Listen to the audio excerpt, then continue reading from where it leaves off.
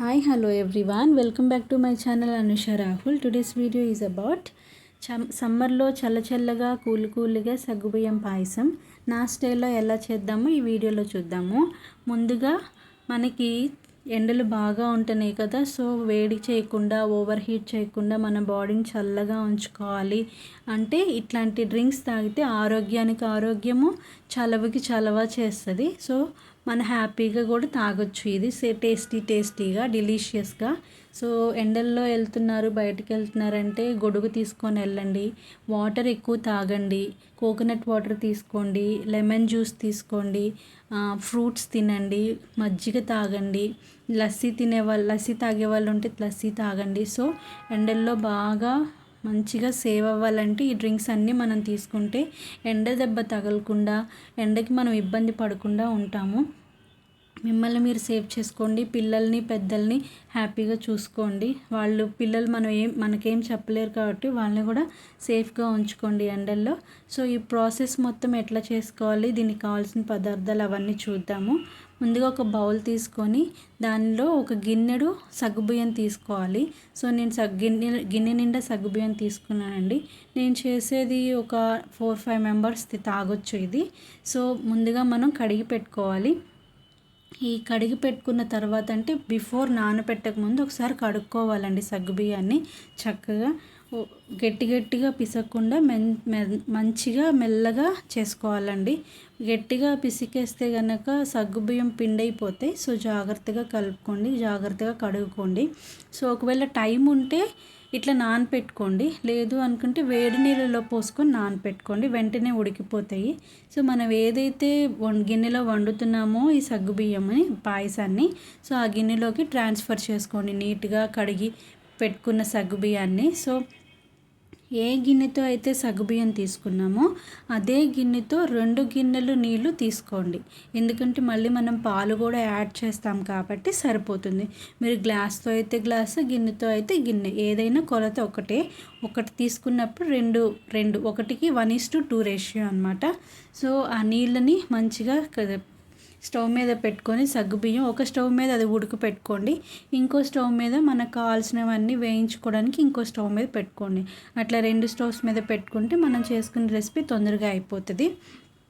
So ముందుగా ఒక 2 table spoons వేరుశెనగ గుళ్ళు తీసుకున్నానండి. ఒక గిన్నె సగ్గుబియ్యానికి నేను 2 టేబుల్ స్పూన్స్ వేరుశెనగ గుళ్ళు తీసుకున్నాను. ఎందుకంటే మిగతావి కూడా డ్రై ఫ్రూట్స్ అన్నీ ఉంటాయి కాబట్టి సరిపోతుంది.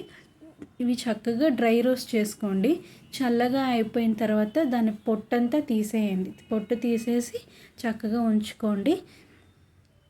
నెక్స్ట్ వచ్చేసరికి మనకి ఈ పొట్టుతో తిన్నా మీకు ఓకే అనుకుంటే పొట్టుతో కూడా తినొచ్చు, లేదంటే మీ ఇష్టం, పీల్ అయినా తీసేసుకోండి. నెక్స్ట్ నెయ్యి వేసుకోవాలి కడాయిలో. సో మా ఇంట్లో మా మదర్ నెయ్యి ప్రిపేర్ చేస్తారండి, చాలా కమ్మగా ఉంటుంది. అది అయిపోయింది, అందుకని నేను ఈ నెయ్యి యూస్ చేస్తున్నాను. సో నెయ్యి వేడైన తర్వాత మనం చాప్ చేసి పెట్టుకున్న జీడిపప్పు కొన్ని, చాప్ చేసి పెట్టుకున్న బాదం నట్స్ కొన్ని, చాప్ చేసి పెట్టుకున్న పిస్తా కొన్ని, నెక్స్ట్ చాప్ చేసి పెట్టుకున్న ఎండు కొబ్బరి కొన్ని. సో ఇవన్నీ కూడా కొంచెం క్వాంటిటీ తీసుకోవాలి. ఎక్కువగా తీసుకుంటే పాయసం మొత్తం ఇవే ఉంటాయి. సో పాయసం ఫ్లేవర్ ఒరిజినల్గా ఉండాలంటే ఈక్వల్ క్వాంటిటీ ఈక్వల్ రేషియోలో తీసుకోండి. ఇవి చక్కగా వేయించుకోవాలి. వేయించుకుంటూ మధ్యలో మనం సగ్గుబియ్యాన్ని కలుపుకుంటూ ఉండాలి. ఎందుకంటే కింద ఊరికనే అడుగంటిపోతుంది, సగ్గుబియ్యం మెత్తగా అతుక్కుపోతాయి. సో అవి అతుక్కుపోకుండా, అడుగంటిపోకుండా, మాడిపోకుండా చూసుకోవాలి. డ్రై ఫ్రూట్స్ మొత్తం వేగిన తర్వాత రైజిన్స్ వేయాలంటే కిస్మిస్ వేయాలి. ఎందుకంటే తొందరగా వేగిపోతాయి, కిస్మిస్ మాడిపోతాయి కాబట్టి. ముందుగా కిస్మిస్ వేయకుండా డ్రై ఫ్రూట్స్ అన్నీ వేసుకున్న తర్వాత అవి వేగిన తర్వాత కిస్మిస్ వేసి వేయించుకోండి. వేయించుకున్న తర్వాత చక్కగా మళ్ళీ మనం వేరుశెనగులు డ్రై రోస్ట్ చేసాం కదా, ఆ డ్రై రోస్ట్ చేసిన వేరుశెనగుళ్ళు పీల్ తీసేసి అంటే తొక్కు తీసేసి మళ్ళీ లైట్గా కొంచెం మిగిలిన నెయ్యిలో వేయించుకుంటే అవి మెత్తగా కాకుండా కొంచెం కరకర అంటూ ఉంటాయి, మనం తినేటప్పుడు బాగుంటుంది. సో అట్లా ఎక్కువసేపు అవసరంలా, మిగిలిన నెయ్యిలో కొంచెం జస్ట్ అట్లా రోస్ట్ చేసుకుంటే సరిపోతుంది. రోస్ట్ చేసుకున్న తర్వాత చక్కగా గిన్నెలోకి తీసి పక్కన పెట్టుకోండి. అవన్నీ కూడా ఒక గిన్నెలో వేసుకోండి. మనం డ్రై రోస్ట్ చేసుకున్న పప్పులు, నెక్స్ట్ నెయ్యిలో వేయించుకున్న డ్రై ఫ్రూట్స్ అన్నీ తీసుకొని పక్కన వేసుకోండి. ఇప్పుడు 3 రెమ్మలు రోజ్ పెటల్స్ వేసుకోండి. మీ ఇంట్లో రోజ్ చెట్లు ఉంటే కనుక ఓకే, లేకపోతే స్కిప్ చేసేయచ్చు, మీ ఇష్టము. బట్ ఇది నా స్టైల్ కాబట్టి నేను వేస్తాను. చాలా మంచి అరోమా ఉంటుంది సగ్గుబియ్యానికి రోజ్ పెటల్స్ వేసుకోవడం వల్ల. సో అవి కూడా జస్ట్ ఒక సెకండ్ వేయించడమే అంతే. తర్వాత కడాయి తీసి పక్కన పెట్టేసుకోండి. ఇప్పుడు మనం ఉడికించిన సగ్గుబియ్యం ఏదైతే ఉందో అది మనం వండుకునే స్టవ్ మీదకి ట్రాన్స్ఫర్ చేసుకొని తిప్పుకుంటూ ఉండాలన్నమాట. ఎందుకంటే ఆల్రెడీ మీగడ కట్టుంటుంది కదా, సో అదంతా కూడా కలిసిపోయేదాకా తిప్పుకుంటూ ఉండాలి. చక్కగా తిప్పుకోండి, మంచిగా జారుడుగా చేసుకోండి. ఎందుకంటే అది చల్లగా అయిపోయిన తర్వాత చిక్కగా అయిపోద్ది కాబట్టి మంచిగా ఇక్కడ నేను చూపిస్తున్న విధంగా ఆ కన్సిస్టెన్సీలో జారుడుగా ఉంటే చాలు. నెక్స్ట్ సగ్గుబియ్యం ఉడికిందా లేదా, కొన్ని తెల్లగా ఉంటాయి కదా, సో అది ఉడికిందా లేదా ఒకసారి టెస్ట్ చేసుకోండి. నేను ఇక్కడ చూపిస్తున్న విధంగా కొత్తగా వంట చేసే వాళ్ళకి ఇది యూస్ఫుల్ అవుతుంది. ఆల్రెడీ సీనియర్స్ ఉన్న వాళ్ళకి తెలిసిపోతుంది.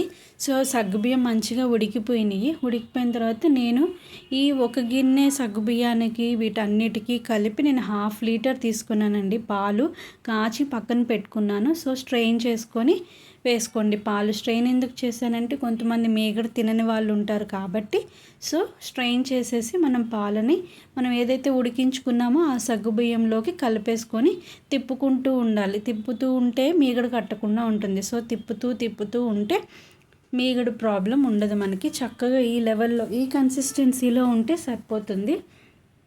చక్కగా తిప్పుకోండి. ఎక్కడ కూడా మాడకుండా చూసుకోండి, అడుగంటకుండా చూసుకోండి. సో చక్కగా ఉడికిపోతూ ఉందండి. ఆ బబుల్స్ చూడండి, ఎట్లా పైకి చూడండి నురుగు ఎలా తేలుతుందో. సో అలా మళ్ళీ తిప్పుకుంటూ ఉండండి. నురుగు తేలుతున్నప్పుడు మీగడ కట్టేస్తుంది. సో అంత బాగుండదు సగ్గుబియ్యం పాయసం మీగడ కడుతూ ఉంటే. సో చక్కగా ఈ కన్సిస్టెన్సీలో ఉండేలాగా చూసుకోండి. సో ఇట్లా బాయిల్ అవుతున్నప్పుడు పాలు సగ్గుబియ్యం రెండు మంచిగా ఉడికిపోయినాయి.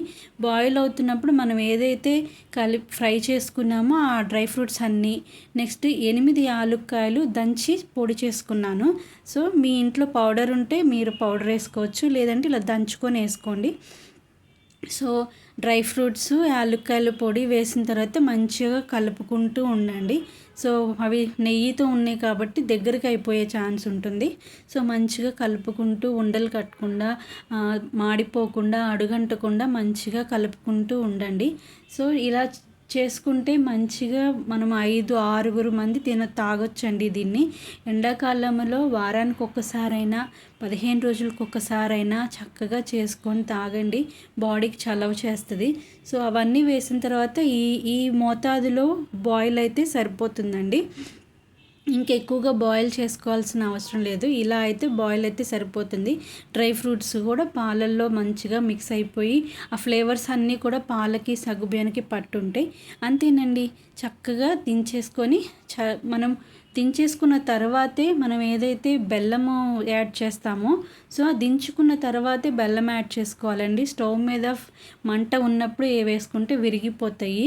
మీరు షుగర్తో చేసుకోవాలనుకుంటే స్టవ్ మీద మనం పాలు వేసినప్పుడు షుగర్ వేసుకోవచ్చు. బెల్లం వేసుకోవాలనుకుంటే కనుక దించిన తర్వాతే చక్కగా అది ఒక 5 మినిట్స్ అలా ఉంచి అప్పుడు బెల్లం యాడ్ చేసుకోవాలండి. అప్పుడు పాలల్లో సగ్గుబియ్యంలో కలిసిపోతుంది. మేము ఎక్కువగా సగ్గుబియ్యంతోనే చేసుకుంటాము. షుగర్ చాలా అవాయిడ్ చేస్తాము. షుగర్ ఎక్కువ యూస్ చేయము. మ్యాక్స్ షుగర్ మా ఇంట్లో ఉండదండి. బెల్లంతోనే అన్నీ ప్రిపేర్ చేసుకుంటాము. సో 1 గిన్నె సగ్గుబియ్యానికి 2 గిన్నెలు నీళ్లు పోసుకున్నాము. 1/2 లీటర్ పాలు తీసుకున్నాము. నెక్స్ట్ వచ్చి 2 కప్పుల బెల్లం తీసుకున్నాం. ఇవి మెజర్మెంట్స్ అండి. చక్కగా ఉడికిపోయిన సగ్గుబియ్యము, కాచిన సగ్గుబియ్యంలో మంచిగా డ్రై ఫ్రూట్స్ కలుపుకొని మంచిగా సర్వింగ్ బౌల్ తీసుకొని చక్కగా సర్వ్ చేసుకోండి. సో ఎవరికైనా ఇచ్చే ముందు కూడా మంచిగా ప్రజెంటేషన్ ఇస్తే వాళ్ళు కూడా తినేటప్పుడు వావ్ అనుకొని తింటారు కదా. సో చక్కగా రోజ్ పెటల్ ఒకటి గార్నిష్ చేసుకోండి మీ దగ్గర ఉంటే గనక, లేకపోతే లేదు. నెక్స్ట్ ఇంకో బౌల్లో కూడా సర్వింగ్ చేసుకోండి. మనం ఒకరికే పెట్టం కదా, సో అందుకని 2, 3, 4, 5 కూడా ఇది తాగొచ్చండి చక్కగా. ఇలా చేసి పెడితే వాళ్ళు కూడా హ్యాపీగా తాగుతారు. సో నేను ఒక బౌల్లో ఇది బూస్ట్ కూడా కలిపించానండి. సగ్గుబియ్యం పాయసంలో బూస్ట్ వేసుకొని తింటే చాలా బాగుంటుంది.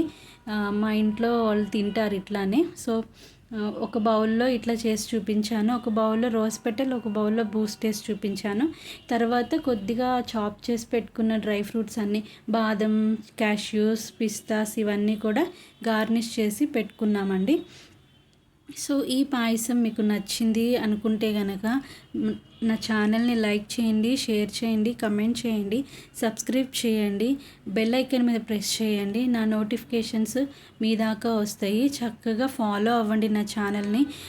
వచ్చే వీడియోస్ అన్నీ కూడా ఇంకా మంచి మంచి రెసిపీస్ చేసి చూపిస్తాను. సో మంచిగా సబ్స్క్రైబ్ చేసుకోండి, మర్చిపోకుండా సబ్స్క్రైబ్ చేసుకోండి. So hope this video is useful to you all people. Thank you so much.